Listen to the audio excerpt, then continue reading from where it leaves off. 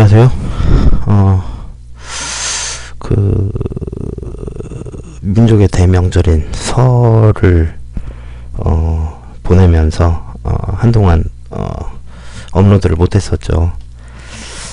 설에 좀 잘 놀고 그러고 나서 이제 그 명절 지나고 좀 바쁘고 하다 보니까 한동안 강의 내용을 못 올렸습니다. 이제 다시 이제 좀 시작을 해야죠. 자, 오늘은 노동법 실무 내용 가운데 노동조합에서 하고 있는 언론활동 방식의 한계가 무엇인가에 대해서 한번 보도록 하겠습니다. 설명드릴 글은 김동욱 변호사, 법무법인 세종의 파트너 변호사이신 김동욱 변호사가 월간 노동법률 2015년 10월호에 기고하신 글을 가지고 설명을 드리겠습니다. 먼저 노동조합의 활동 가운데 이제 언론 활동을 설명드리기 전에 기본적인 노동조합 활동이라는 게 무엇이고 그 한계가 무엇인가를 먼저 보면요. 자, 노동조합 활동이라는 거는 근로자나 노동조합이 근로상권, 노동상권을 행사하는 과정에서 이루어지는 일련의 활동을 이야기합니다. 근데 그 중에서도 실무에서는 이제 노조 활동이다라고 얘기하면 단체 교섭, 단체 협약 체결, 쟁의 행위 이렇게 단체 협약을 체결하는 과정에서 이루어지는 그런 활동 말고 일상적인 다른 활동들 있잖아요. 그런 걸 얘기한다는 거죠. 그래서 단체 교섭, 단체 협약 체결, 쟁의 행위와는 구별되는 어떤 협의의 개념으로 많이 쓰이고 있고 광의의 개념으로는 이런 단체 협약과 관련된 교섭, 단체 협약 체결, 쟁의 행위까지 이제 포함하는 그런 개념으로 이야기를 하고 있다. 근데 여기서는 이걸 제외한 활동들을 노동조합 활동이다라고 협의의 개념을 가지고서 이제 설명을 드리도록 하겠습니다. 자, 이런 노동조합 활동이 정당해야 되죠. 그럼 어떤 게 정당한 거냐? 그리고 이 노동조합 활동을 하다 보면 사업장 내에서 이루어질 수도 있고 하기 때문에 사용자의 어떤 그 시설관리권이나 노무지휘권이나 이런 거랑 충돌을 할 수도 있어요. 그렇다면 그 사용자와의 관계에서 어느 범위까지 인정되느냐, 이거는 두 가지를 본다는 거예요. 하나는 노동조합이 어떤 노동조합 활동 방식을 취할 수 있느냐 라고 하는 방식의 문제, 두 번째는 그 내용이 정당하냐라고 하는 내용의 문제, 두 가지로 이제 보고 있다는 거죠. 근데 주로 이제 이 방식과 관련해서는 근로를 제공한다든지 아니면 사용자가 관리하는 시간이나 장소에 어떤 그 영향을 받는다든지 이런 게 아니라고 하면 별로 그렇게 제한을 받지 않을 수 있어요. 예를 들면 퇴근하고 나서 퇴근 시간 이후에 사업장 밖에서 이제 노동조합이 이제 선전전을 진행한다라고 하는 거는 그 실제로 근로 제공을 안 한 것도 아니고 그리고 사업장 안에서 이루어지는 것도 아니기 때문에 이런 거는 충분히 회사가 뭐 피해를 입었다라고 얘기할 것도 없다라는 거죠. 근데 이제 이런 것들이 워낙에 그 분란이 많기 때문에 그 노조 활동에 대한 시간적, 장소적 한계는 주로 단체 협약이나 취업 규칙을 통해서 이제 정합니다. 근데 그렇다라고 해서 그러면 단협이나 취업 규칙에서 정한 게 아니면 다 금지하는 거냐? 그건 아니라는 거예요. 그 틀 안에서만 적법성을 갖는 건 아니고 경우에 따라서는 이 단체 협약에 정해져 있는 그런 것들을 넘는 노조 활동이 인정되는 경우가 상당히 많다. 그래서 예를 들면 2000년 6월 23일 날의 그 대법원 판결 보면요. 자, 유인물 배포를 했는데 그 단체 협약에서는 유인물 배포에 대해서 이제 회사에서 허가한 경우에만 그 유인물을 배포하도록 단체 협약에서 정했다고 하더라도 그 배포 행위가 정당하냐 여부는 그 회사가 그럼 허가를 했느냐 안 했느냐 그걸 가지고 판단할 게 아니고 그 유인물의 내용이나 매수, 배포의 시기, 대상, 방법 그걸로 인해서 기업이나 업무에 영향을 얼마나 받았느냐 그런 것들을 종합적으로 해서 그런 것들을 기준으로 해야 한다라고 이제 봤다는 거죠. 단순하게 단체 협약에 정해져 있지 않기 때문에 정당하지 않다라고 할 수는 없다.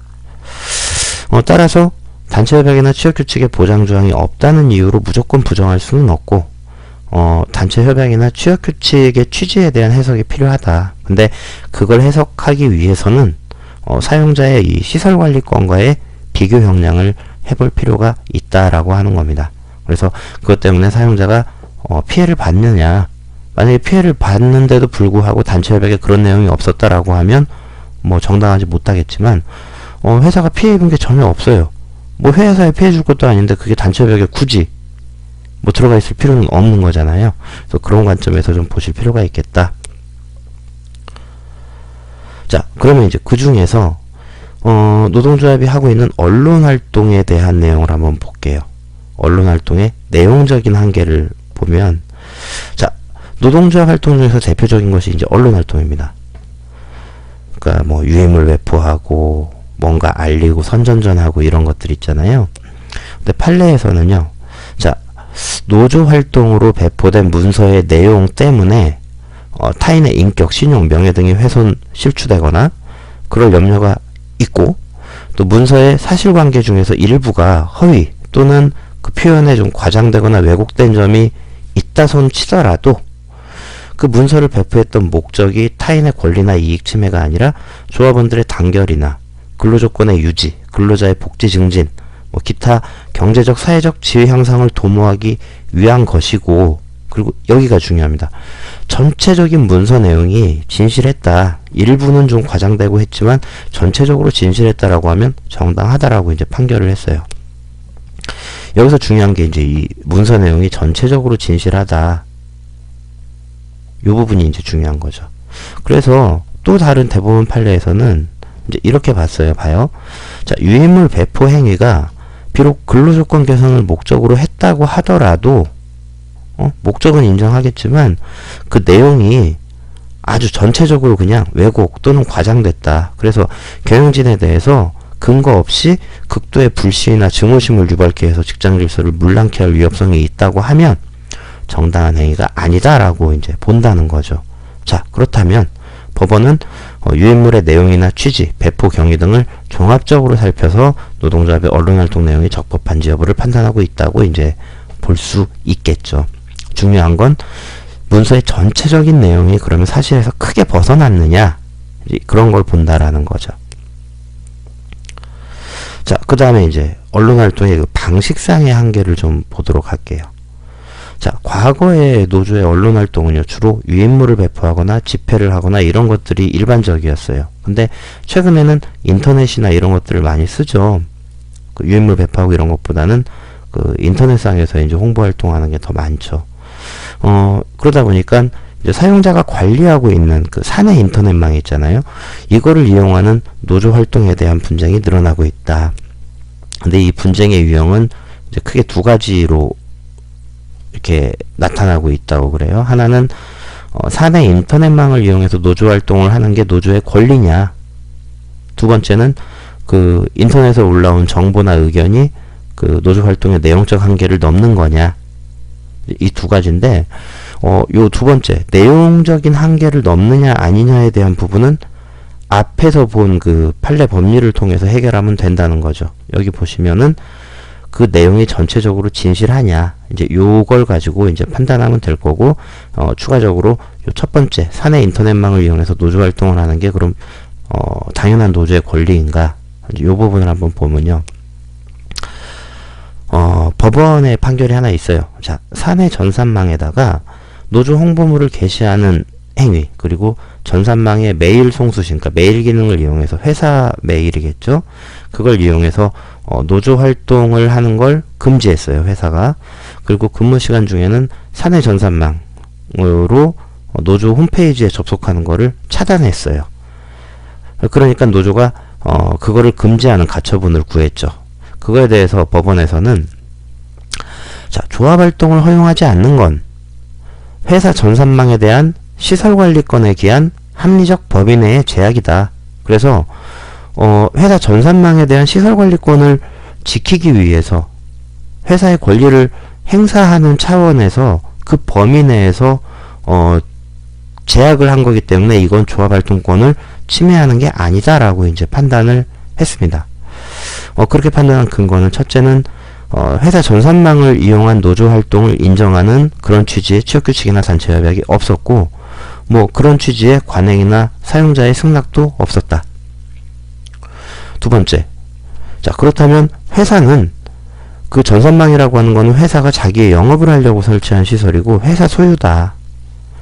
그 다음에 세 번째는 유해물처럼 이례적으로 나눠주고 끝나는 게 아니라 계속적 반복적 활동으로 전산망을 상당한 수준으로 이용할 수밖에 없다.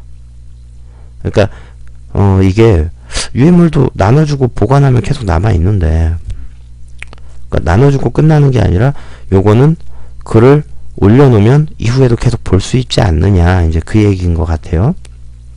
그래서 사용자의 정당한 시설관리권에 상당한 제약을 초래한다 라고 했는데, 요거는 좀 이해가 잘 안 가요. 뭔 얘기인지 잘 모르겠어요. 그러니까 글이 남아 있으면은 사용자의 시설관리권에 상당한 제약을 초래하나? 아니면 올리고 뭐 하루 있다 삭제하면 시설관리권을 초래하지 않나? 뭐 그건 잘 모르겠는데 아무튼 뭐 그런 근거가 있었고, 그 다음에 사내 전산망을 이용하지 않으면 도저히 정상적인 조합 활동을 할 수 없는 사정이 있었냐? 그랬으면 또 정상 참작을 하겠는데 그런 것도 아니지 않느냐?